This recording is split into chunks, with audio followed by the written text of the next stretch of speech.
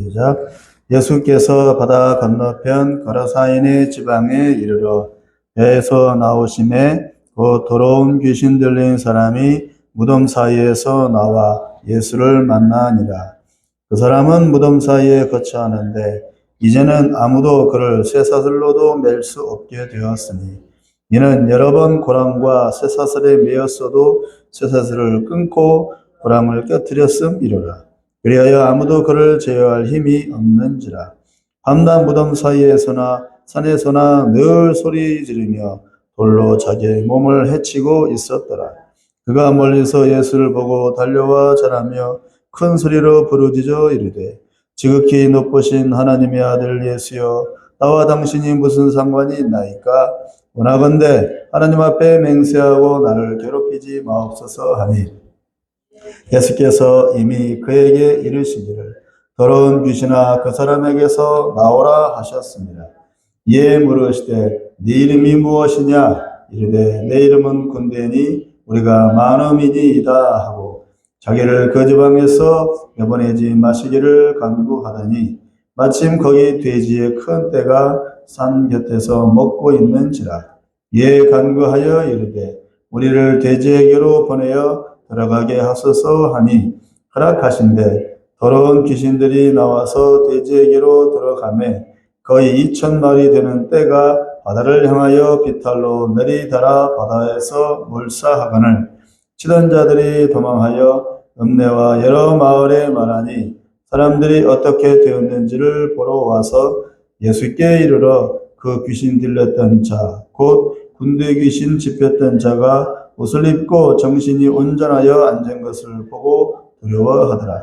이에 귀신 들렸던 자가 당한 것과 돼지의 일을 본 자들이 그들에게 알림해 예수께 그 지방에서 떠나시기를 간구하더라. 예수께서 배에 오르실 때에 귀신 들렸던 사람이 함께 있기를 간구하였으나 허락하지 아니하시고 그에게 이르시되 집으로 돌아가 주께서 네게 어떻게 큰 일을 행하사 너를 불쌍히 여기신 것을 네 가족에게 알리라 하시니 그가 가서 예수께서 자기에게 어떻게 큰 일을 행하셨는지를 데가볼리에 전파하니 모든 사람이 놀랍게 여기더라. 아멘. 영어 시작했죠? 잠깐 기도하겠습니다. 사랑과 은혜의 주님, 우리를 구원하기 위해 이 땅에 오셔서 십자가에 매달려 죽으시고 부활하사 천국을 소망하여 준비케 하시니 감사합니다. 비록 우리 현실이 시원하게 풀리지 않고 고난과 역경 속에서 살아가게 하심도 주님의 기쁜 뜻에서 나온 은혜인 줄로 믿습니다. 이 시간 한 영혼이 주님에 의해서 구원받는 과정을 살펴보며 주님의 주인 되심과 그리고 그 이유와 역사적 근거를 살펴보고자 합니다. 성령께서 어두운 우리의 눈을 열어주시어 바르게 보고 깨닫게 하여 주시옵소서. 예수님의 이름으로 기도합니다. 아멘. 하나님은 한 사람을 만드셨습니다. 맨 처음 인간인 아담이죠. 아담을 만드신 이유는 하나님의 형상대로 만드시고 다시 그에게 다스리는 권세를 주시어 하나님 대신에 세상을 다스리고 하나님의 영광을 나타내게 하기 위해서였습니다. 왜냐하면 하나님은 창조자이시고 섭리자이시고 또 통치자이시기 때문입니다. 그런데 아담은 인간으로서 혼자였어요. 하나님이 보시기에 안쓰러워서 또 한 사람을 지으셨는데 바로 하와라는 여자입니다. 하나님은 아담을 흙으로 빚으시고 하나님의 생기를 불어넣으셨지만 그러나 하와는 흙이 아닌 아담의 갈빗대에서 하나를 빼내어 지으셨습니다. 그래서 하와는 아담의 일부였고 둘이 합하여 한 몸을 이루게 하신 겁니다. 그런데 하와는 하나님에 의해 지음 받았지만 하나님으로부터 명령을 받지는 않았습니다. 하와의 존재 의미는 아담을 돕는 것이었기 때문에 아담이 받은 명령이 곧 하와가 순종할 명령이었습니다. 그 명령을 누구로부터 들었어요? 남편인 아담으로부터 들었겠죠. 그러므로 하와는 누구보다 아담의 말에 집중해야 했고 순종해야 했습니다. 그리고 아담은 하와를 잘 다스리고 그에게 하나님의 명령과 지시사항을 잘 이해시켜야 했습니다. 그러나 하와는 아담의 말보다 뱀으로 가장한 사단의 말에 마음이 흔들려 하나님의 명령에 불순종하는 죄를 짓게 되었고 둘은 모두 에덴 동산에서 쫓겨나고 말았습니다. 하나님은 맨 처음에 많은 사람을 만들지 않았습니다. 아담 한 사람을 만드셨고 그에게 모든 관심과 사랑과 계획을 아담 한 사람에게 두셨습니다. 그리고 그 한 사람을 통해서 하나님의 계획과 뜻이 이루어지도록 했습니다. 이 하나님의 질서입니다. 그러므로 하나님은 지금도 한 사람을 찾고 계십니다. 많은 사람들이 아니고 명령에 순종하고 기꺼이 헌신할 준비가 된 그 한 영혼을 찾기 위해 지금도 많은 종들을 보내고 계십니다. 오늘 본문에 그 한 영혼이 나옵니다. 그 영혼의 모습을 보면서 그 영혼이 어떻게 회복되는지를 살펴보면서 그 영혼을 향한 하나님의 마음과 그리고 우리 각자를 향한 하나님의 마음을 또 깨닫기를 바라고 우리가 관심을 두어야 할 대상이 무엇인지를 돌아보는 그런 시간이 되기를 바랍니다. 1절에 보면 예수님이 거라사인의 지방에 가셨습니다. 거라사는 이스라엘 땅이 아니라 지금의 요르단 지역에 있는 도시 이름입니다. 그러니까 이방 땅이죠. 그 도시 마을에 한 사람이 있었는데 제정신이 아니었습니다. 4절을 볼까요? 4절 읽겠습니다. 시작. 이는 여러 번 고랑과 쇠사슬에 매였어도 쇠사슬을 끊고 고랑을 깨뜨렸음이로라. 그리하여 아무도 그를 제어할 힘이 없는지라. 그냥 미친 사람이 아니라 힘이 장사였고 마을 사람들이 통제하기 어려운 아주 무시무시한 사람이었습니다. 그래서 쇠고랑과 쇠사슬로 꽁꽁 묶어 놓아도 그것을 끊어버리고 온 사방을 돌아다니면서 소리소리 지르고 날뛰었어요. 골치 아프겠죠, 이런 사람이 있으면. 쇠사슬을 끊을 정도니까. 마을에서는 매우 큰 골칫덩어리였습니다.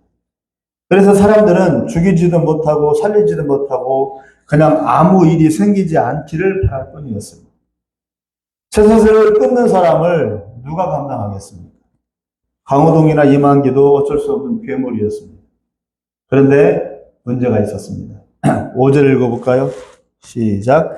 밤낮 무덤 사이에서나 산에서나 늘 소리 지르며 돌로 자기의 몸을 해치고 있었다. 밤낮으로 무덤과 산을 왔다 갔다 하며 소리 지르고 자기 몸을 자해하고 돌로 찢고 칼로 찌르고 긁고 했습니다. 왜 그럴까요? 왜 그럴까요? 괴로우니까. 그렇다고 남을 해치는 사람, 남을 해쳤다는 사람은 없어요. 쇠사슬을 자를 정도, 끊을 정도면 어마어마한 힘이잖아요. 사람 몇십 명 달라붙어도 끄떡도 안 할 사람이야. 그런데 사람을 해쳤다는 마음은 없어요. 정신은 온전한 거예요. 정신 자체가 온전하지 못한 것이 아니라. 그런데 몸에서 자기와 자기 뜻과는 상관없는 그런 현상이 자꾸 나타나. 그러니까 괴로워 미치겠는데. 그래서 자기 몸을 자해하는 거예요. 자해한 사람이 그래요. 괴로우니까 자해합니다. 사람들은 자기와 자기 가족의 피해가 될까봐 그것에만 집중해서 이 사람이 가까이 오는 것을 싫어했겠죠. 그래서 마을에 들어오면 쇠사슬로 꽁꽁 묶어 놓았습니다. 그러나 답답해서 견딜 수가 없어서 쇠사슬을 끊어버리고 이 미친 사람은 사람들이 없는 무덤이나 산으로 혼자 가서 소리 지르며 발동했습니다. 아마도 정신이 미친 것은 아니었던 것 같아요. 사람들에게 해를 끼치지는 않았고 자기도 모르게 피해를 줄까봐 스스로 무덤과 산으로 도망간 것 같아요. 자기 스스로. 마을에 있지 않고 자기도 모르게 사람들 해칠까봐. 그리고 자신의 몸을 쇠사슬로 꽁꽁 묶는 그 마을 사람들을 해치지도 않았어요. 그래도 그는 몸부림을 쳤습니다. 그럴 수밖에 없었어요. 8절 읽어볼까요? 8절이요. 시작. 이는 예수께서 이미 그에게 이르시기를 더러운 귀신아 그 사람에게서 나오라 하셨습니다. 이미 그의 몸 안에 귀신들이 바글바글거리며 그를 괴롭히고 있었기 때문에 귀신 한 마리가 들어가도 사람은 제정신이 아니고 그리고 거품 물고 쓰러지는데 그의 몸 안에 들어있는 귀신들은 몇 마리요? 2,000마리가 몸 하나에 들어가 있대요. 그럼 어떻게 버티겠어요? 이칠 노릇이지. 2,000마리 귀신들이 그의 몸 안에 들어가 있으니 그는 정신은 멀쩡한데 도무지 괴로워서 견딜 수가 없는 겁니다. 예전에 탈북한 군인이 탈북 과정에서 부상을 당해 수술을 하다가 수술을 하는 의사와 간호사들이 깜짝 놀란 일이 있었습니다. 그 탈북 군인의 몸 안에서 기생충이 바글바글 거리고 있었기 때문입니다. 우리 어린 시절에는 기생충 약을 자주 먹지 않아서 몸 안에 기생충을 잘 모시고 살았습니다. 그것이 당연한 줄로 알았습니다. 저도 어렸을 때 항문에서 실 같은 게 나오길래 뭔가 했는데 긴 회충이 지 스스로 빠져나오고 있었습니다. 이거 다반사였어요. 그랬죠, 옛날에는 그랬어요. 지금의 길에 초풍할 일이지만. 기생충이 몸 안에서 살고 있다는 것만 해도 끔찍한 일인데 몸 안에 악독한 귀신들이 2,000마리나 들어앉아 있다면 생각만 해도 끔찍한 일입니다. 그래야 우리 김영사모님. 더욱이 귀신은 살아있는 영물이기 때문에 사람을 그냥 두지 않습니다. 몸에 이상현상을 일으키고 아프고 괴롭게 하고 또 정신을 조종해서 죽고 싶은 마음이 들게 하고 남을 해코지하게 만들기도 합니다.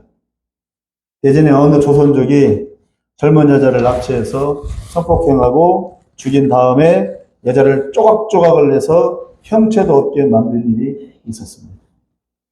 그것을 제정신 박힌 사람이 할 수 있겠어요? 사람이 사람을 어떻게 조각을 내냐. 죽이는 것도 못 죽이는. 그러니까 귀신이 들어간 거죠. 옛날 살인집단 마카파는 멀쩡한 사람을 죽이고 나서 살을 도려내어 씹어먹었다고 합니다. 이것도 귀신이 하는 짓이죠. 무슨 맛이 있다고 사람 고기를 먹겠습니까? 악한 귀신이 들어가 그에게 그런 악독한 생각과 마음을 불어넣은 것입니다. 결국 몸에 들어가는 귀신들이 그 사람을 조종하는 것입니다. 빼앗고 죽이고 싸우고 서로 망치게 하는 것입니다. 그것이 귀신들이 하는 일이니까. 사람들은 이 귀신 들린 사람을 피하기에 바빴습니다. 그가 어떤 상태인지에 대해서는 관심이 없었어요. 사전에 나와 있듯이 온 마을을 시끄럽게 하고 소란스럽게 하는 이 미친 사람이 자신들에게 해코지하지 않을까에만 관심을 두었습니다. 그들이 한 일은 쇠사슬로 그를 묶어 꼼짝 못하게 하는 것 뿐이었습니다. 그가 죽거나 말거나는 중요하지 않았습니다. 나한테 피해만 안 오면 되었습니다. 지금 대선이 한참 진행 중입니다.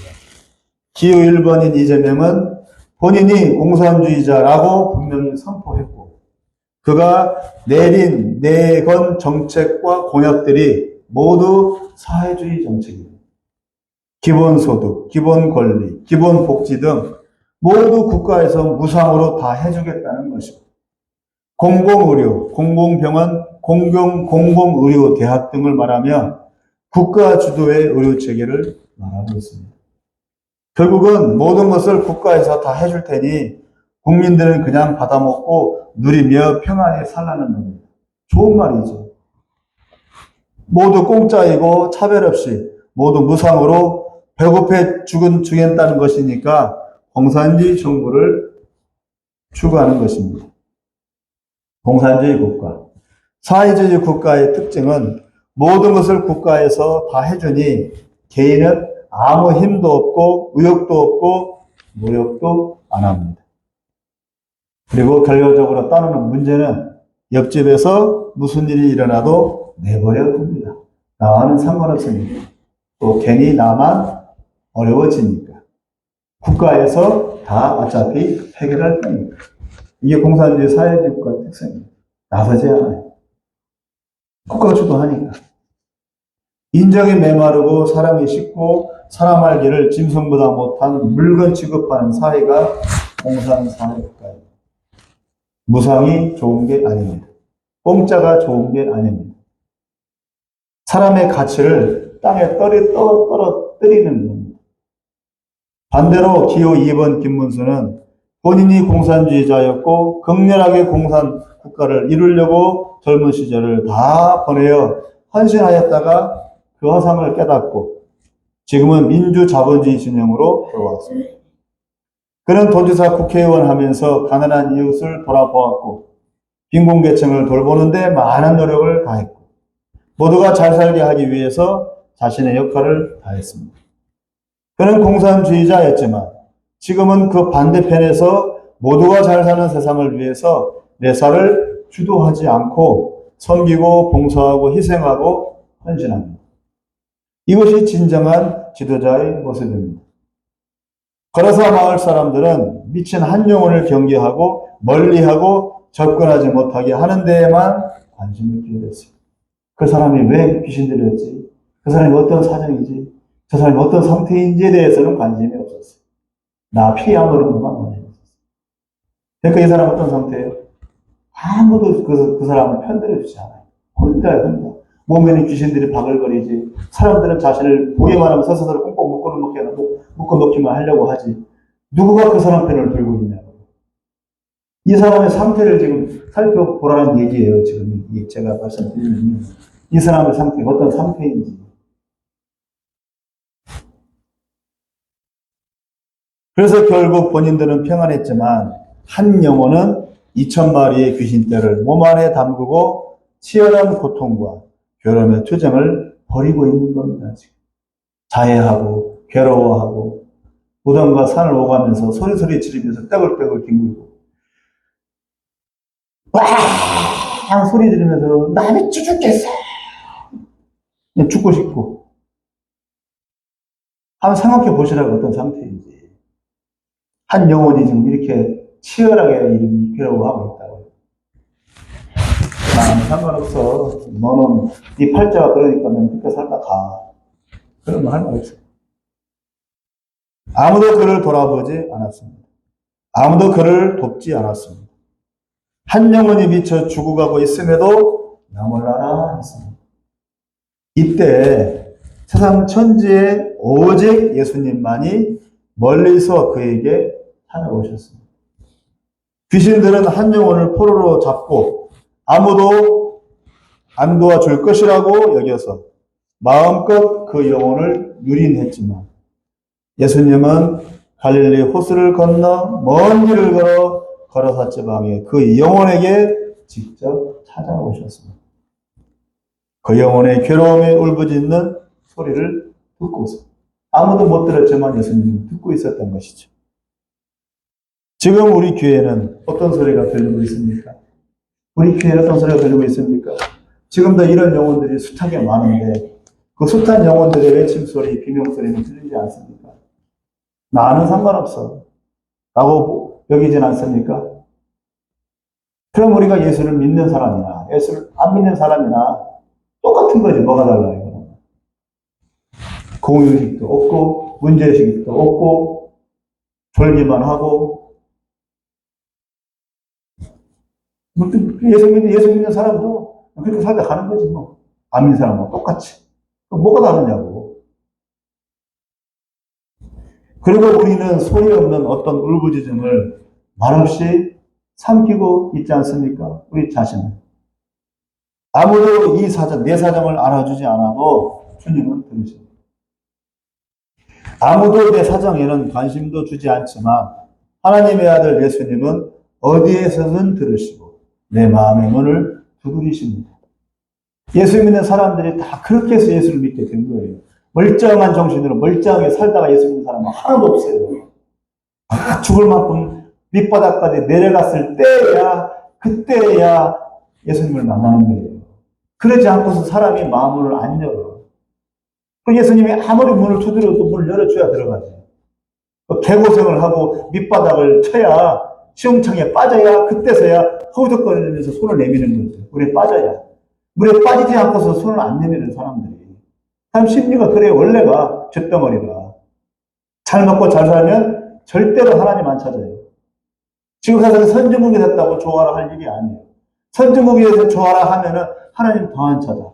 그러면 더 불행이지. 차라리 가난하고 힘들어서 하나님 찾는 게 행복이죠. 그게 문제가 되는 겁니다.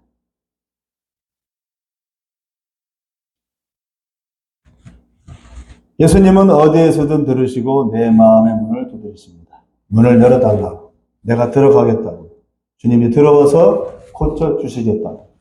그래서 많은 수없는 영혼들이 그렇게 예수님을 만나서 문제가 해결되고 새 인생을 살고 있는 겁니다. 근데 예수 믿고 나서 그걸 새까맣게 다 까마득하게 잊어버려. 내가 언제 그러냐는 것이. 첫사랑을 회복하라는 얘기는 바로 내가 처음 예수님 만났을 때 내가 어떤 처지였는가를 다시 돌아보는 얘기입니다. 지금 아무리 배부르고 돈 따서. 왜 예수님을 믿어야 합니까? 예수님만이 내 사정과 내 마음을 헤아리고 그리고 해결해 주실 분이기 때문에 오직 예수님만. 그분이 나를 만드셨고 내 죄 때문에 십자가에 자기 몸을 던져 죽어주신 분이기 때문에 그런 그분이 내 마음을 아시니까 그래서 예수님을 믿어야 되는 겁니다. 그러니까 포실하게 잘 살고 있는 사람들한테는 왜 예수 믿어야 돼? 도무지 이해가 안 되는 거죠. 망해봐야 알죠. 죽어봐야 알고 죽을 걸 걸려봐야 알고 자식 죽어나가 봐야 알죠. 그분만이 내 영혼을 만지실 수 있습니다. 6절을 읽겠습니다. 시작. 그가 멀리서 예수를 보고 달려와 절하며 라고 했습니다. 그의 육신은 예수님을 향해서 달려왔어요. 그러나 7절을 읽겠습니다. 시작. 큰 소리로 부르짖어 이르되 지극히 높으신 하나님의 아들 예수여 나와 당신이 무슨 상관이 있나이까? 원하건대 하나님 앞에 맹세하고 나를 괴롭히지 마옵소서. 6절은 미친 사람이 하는 짓이고 7절은 누가 하는 거예요? 귀신이 하는 거예요. 이 사람이 입을 통해서 이 사람이 하는 것이 아니에요. 그의 몸속에 있는 귀신들은 상관하지 말라고 예수님을 거부합니다. 싸움이고 전쟁입니다. 내 속이 아닙니다. 내 마음을 내 뜻대로 할 수가 없습니다. 그거 할 수 있는 것은 몸으로 예수님께 나오는 것. 그것뿐이에요. 무슨 몸뚱아리 예수님 앞에 가야 되니까. 자기 몸을 예수님께 맡기는 것 뿐입니다. 이것이 그의 최선입니다. 그 다음은 몰라. 그거 할 수 있는 최대한의 노력입니다.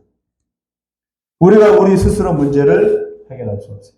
우리 스스로가 우리 몸속에 들어있는 귀신을 빼낼 수 없어요. 예수님은 도깨비 방망이가 아닙니다. 요술램프가 아닙니다. 예수님은 주님이시고 하나님이십니다. 나보다 내 속을 더 잘 아시는 분입니다. 그분께 맡기는 것입니다. 반드시 응답이 있어야 해 하면서 주문을 외는 게 아니고 결과를 주님께 맡기는 겁니다. 알아서 처분하십시오.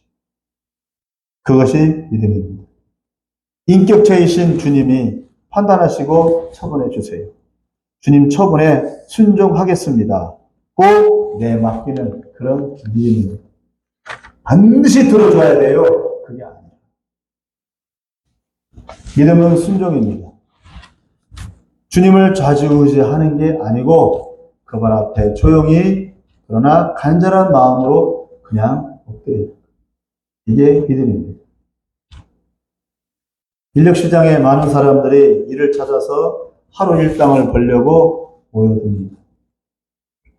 몇 번 같이 일하다 보면은 친해지고 자기 마음을 털어놓기도 하지만 그러나 대개는 모두 서로 경계를 합니다.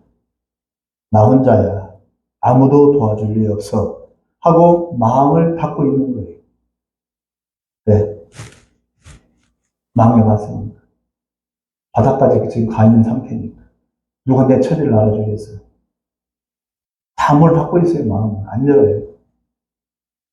부도난 사람, 자식이 죽은 사람, 죽을 병에 걸린 사람, 이혼하고 혼자 뜨내기로 사는 사람, 혼자 치매 걸린 늙으신 어머니 모시고 장가도 못 가고 60 다 돼가는데 혼자 사는 사람. 별 사람이 다 있어요. 제가 다 만나봤어요. 지금도 만나고 있고. 그들의 마음은 상심과 절망과 외로움과 서운함, 그리고 처량함으로 가득합니다. 어떤 사람은 사장이었는데 회사가 쫄딱 굳어나서 망했어요. 게다가 거기까지 암까지 걸렸어요. 시한부 인생이에요. 못 고친다. 이런 사람이 처지를 이해하십니까? 어떤 처지인지. 그리고 계속 일하면서도 빚독촉을 받아. 죽을 병 걸려서 지금 일당하고 있는데 회사 망하고. 근데 계속 빚독촉까지 받고 있어. 살만하겠어요? 죽고 싶겠지. 이런 사람들이 있다고. 그래서 술을 먹고 죽어라 일만 하고 누구에게도 말을 안 섞으려고 합니다. 침묵하지만 그들의 속은 속이 아닙니다. 자살도 해보고 약도 먹어보고 원망도 해보고 하면서 괴로움을 잊어보려고 발버둥을 치며 하루하루 삽니다. 이 귀신 들린 미친 사람처럼 무덤에서 산에서 발광을 하듯이. 그들의 아픔과 괴로움을 누가 알까요? 아무에게도 말을 안 하는데 누구가 다가가겠습니까? 가벼운 그런 위로의 말은 귓등으로도 들리지도 않아요. 어찌하면 이 힘겨운 인생살이 조금 더 연명할까 하며 삶의 의욕을 다 잃어버린 이 사람들에게 유일한 구원자는 말없이 찾아오시는 예수밖에 없습니다. 잘 먹고 잘 사는 이 시대에도 귀신 들린 그 사람처럼 괴로움에 몸부림치며 울부짖는 이들이 매우 많습니다. 다른 이들은 그 소리를 못 들어도 예수님을 들으시고 누군가를 통해 그들 곁으로 찾아가십니다. 그리고 그의 속마음을 토하게 하시고 속에 있는 귀신과 그리고 죄악을 토하게 하십니다. 내가 도와줄게. 내 앞으로 와서 다 내려놓으려. 나는 너를 위해 이 세상에 온 너의 하나님이란다. 8절을 읽겠습니다. 시작. 이는 예수께서 이미 그에게 이르시기를 더러운 귀신아 그 사람에게서 나오라 하셨습니다. 다시 15절을 읽겠습니다. 시작. 예수께 이르러 그 귀신 들렸던 자, 곧 군대 귀신 집혔던 자가 옷을 입고 정신이 온전하여 앉은 것을 보고 귀신이 두려워하는 분은 오직 예수뿐입니다. 귀신은 예수뿐. 귀신을 쫓아낼 수 있는 분은 예수님 뿐이고 예수 이름으로만 가능합니다. 우리 삶의 문제, 우리 내면의 문제, 우리의 속사정을 해결하실 분은 오직 나사렛 예수 그리스도 한 분입니다. 그러므로 예수님께 나와 예수님께 아뢰고 예수님께 매달려야 합니다. 이 미친 사람처럼. 누구에게 나왔어요? 자기 몸뚱아리를 끌고 예수님 발 앞에 왔잖아요. 조건 없이 대가 없이 우리를 구원하실 분이 예수님이십니다. 그러므로 예수님을 믿어야 합니다. 17절을 읽겠습니다. 시작. 그들이 예수께 그 지방에서 떠나시기를 간구하다. 귀신 들린 사람이 깨끗이 치료받고 정상으로 돌아왔습니다. 이에 가장 두려워하는 이들은 이제껏 그를 냉대하고 야멸차게 대했던 마을 사람들입니다. 지금 한 영혼이 회복되었고 치료되었으니 같은 마을 사람이라면 함께 기뻐하고 함께 즐거워해야 마땅합니다. 한 사람의 불행이 행복으로 변한 것보다 더 기쁜 일이 어디에 있습니까? 그런데 그들은 예수님이 그 마을에서 떠나기를 요청을 합니다. 달갑지 않은 겁니다. 자신들이 한 일이 캥기는 것입니다. 잘했으면 반길 텐데 잘못했으니 반대 행동이 드러났습니다. 어찌해야 합니까? 소돔과 고모라를 벌하듯이 불로 내려 심판해야 하지 않습니까? 전혀 사랑 없고 자기 희생 없고 자기 양보 없는 냉정하고 무린장한 이들이 살아야 할 이유가 어디에 있습니까? 사랑 없고 하나님을 경외함도 없고 하나님을 두려워하지도 않고 말씀에 순종하지도 않는 이 세상을 하나님은 어찌해야 합니까? 당장 불을 내려 심판해도 이상하지 않을 겁니다. 그런데 예수님은 뭐라고 하십니까? 19절 20절을 읽겠습니다. 시작. 허락하지 아니하시고 그에게 이르시되 집으로 돌아가 주께서 네게 어떻게 큰 일을 행하사 너를 불쌍히 여기신 것을 네 가족에게 알리라 하시니 그가 가서 예수께서 자기에게 어떻게 큰 일을 행하셨는지를 데가볼리에 전파하니 모든 사람이 놀랍게 여기더라. 18절에서 치료받은 그 사람이 예수님을 따라가겠다고 하자 예수님은 이렇게 대답한 것입니다.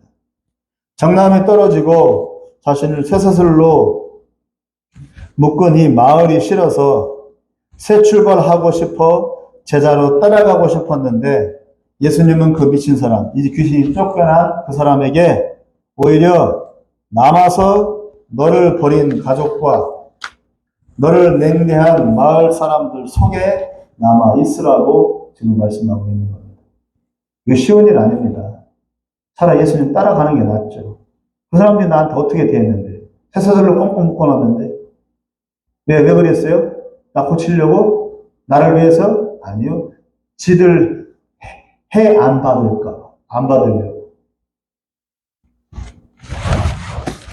장난에 떨어졌어.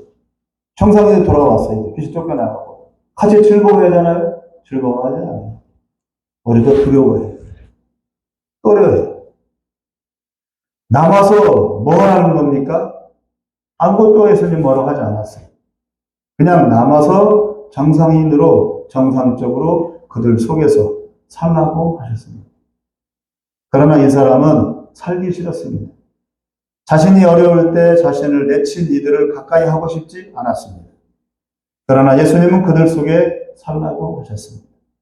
왜냐하면 2천마리 귀신들을 쫓아내 주셨으니 그만큼 큰 은혜를 입었으니 내키지 않지만 큰 결단을, 어려운 결단을 내리려는 뜻입니다.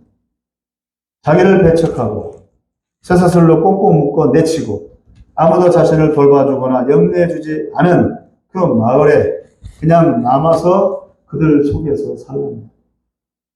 이것이 제자로 따라가는 것보다 더 힘든 겁니다. 차라리 다 잊어버리고 예수님 뒤를 따르는 게 속편합니다. 그러나 예수님은 그에게 평안을 구하지 말고 사명을 감당하랍니다. 어떤 사명입니까? 그것은 가장 싫고 가장 피하고 싶은 그 사람에게 곧 자기 마을에 또 자기 가족에 그대로 남아 그들 속에서 살고 더 나아가 그들에게 예수님이 치료하신 자신을 보이며 함께 더불어 사는 일입니다. 예수님이 나를 고쳐주셨다. 예수님이 나를 고쳐주셨다. 너희는 나를 배척하고 쇠사슬로 꽁꽁 묶었지만 그리고 나를 내쳤지만 예수님은 나를 고쳐주셨다고 계속 자기 자신을 그들에게 내보이는 증언자가 되는 것입니다. 이것이 우리가 가져야 하는 삶의 자세입니다. 세상에 예수님을 드러내고 알리는 것입니다. 나를 고쳐주시고 새 사람 되게 하신 자신의 모습을 세상 앞에 내보이는 것. 자기를 증거물로 내보이는 것. 증인의 삶이고 증인의 사명의 삶입니다. 마지막 20절을 다 같이 다시 한번 읽어보겠습니다. 시작. 그가 가서 예수께서 자기에게 어떻게 큰 일 행하셨는지를 데가볼리에 전파하니 모든 사람이 놀랍게 여기더라. 예수님이 자기에게 하신 일을 자기 마을 데가볼리에 전했고 이것을 들은 모든 이들이 놀랐습니다. 우리는 그리스도인입니다. 예수로 거듭나 새 삶을 사는 이들입니다. 이 미친 사람처럼. 정상인으로 돌아온 이 귀신 들린 사람처럼. 그러므로 우리의 삶을 통해 세상을 놀래키고 세상에 자극을 주어야 합니다. 불편하지만. 떠나고 싶지만 그래도 남아서 우리 자신이 증거물로 사람들에게 보여주어야 합니다. 그러니까 잘 살아야 되겠죠. 우리의 삶 모두를 통해 내 경건, 내 신앙, 내 거룩이 아닌 예수님을 전해야 합니다. 이것이 그리스도인의 공동입니다. 예수님이 나를 고쳐주셨어. 예수님이 나를 새롭게 하셨어. 예수님이 너도 그렇게 해주실 거야. 라고 증거하는 거예요. 이것이 우리의 할 일입니다. 다른 그 어떤 것보다. 말씀을 맺겠습니다. 예수님은 한 영혼에게 찾아가셨습니다. 아무도 그를 도와줄 수 없고 본인 스스로도 헤어나지 못하는 그 어려움에 빠져 있었을 때 예수님은 한 사람을 구원하기 위해 먼 길을 걸어 그를 찾아가셨습니다. 하나님이 찾으시는 이는 바로 한 사람입니다. 교회가 아닙니다. 교회 이전에 한 영혼입니다. 예수님의 관심은 어떻게 교회를 세우지가 아니고 어떻게 한 영혼을 구원하지? 그 한 영혼이 바로 우리 자신이며 저 열방의 영혼들입니다. 그리고 우리가 사는 이 사회 속에 소외되고 낙오된 그 영혼들이 바로 한 영혼입니다. 영혼을 사랑하고 찾으시는 하나님을 찬양합니다. 그리고 그 하나님의 마음과 뜻을 따라 잃어버린 한 영혼을 찾고 그를 위해 기도하는 우리 모두가 되시기를 기원합니다. 인터코 선교사들의 장점은 많은 목사님, 선교사님들은 선교지에 가서 교회를 세우는 게 목적이에요. 교회 건물을 세우고 사람들을 끌어모으고 그래서 여기처럼 똑같이 교회 목회 선교를 하는 거예요. 목회 선교. 그러나 인터코 선교사들의 선교하는 모습은 가서 물론 말로는 교회를 세운다 하지만 그런 교회 건물을 세울 수가 없잖아요. 그냥 지하교회잖아요. 사람을 모으는 거잖아요. 한 영을 찾아다니면서 돈도 없고 아무것도 없으니까 한 영을 찾아가면서 영혼으로 기도하고 수년 동안을 잘 섬기고 말씀으로 섬기고 그렇게 하면서 그 영혼이 주께로 돌아오고 그 제자로 세우면 그 사람을 또 사역자로 세우고 또 훌쩍 떠나가는 거예요. 그 선교사님들의 그 강의를 들으면서 가장 절실하다는 부분은 그 한 영혼을 사랑하는 그 목자의 마음이 말하다. 그것이 감동이에요. 바로 그게 하나님의 마음입니다. 그 마음으로 하나님이 우리를 사랑하신다.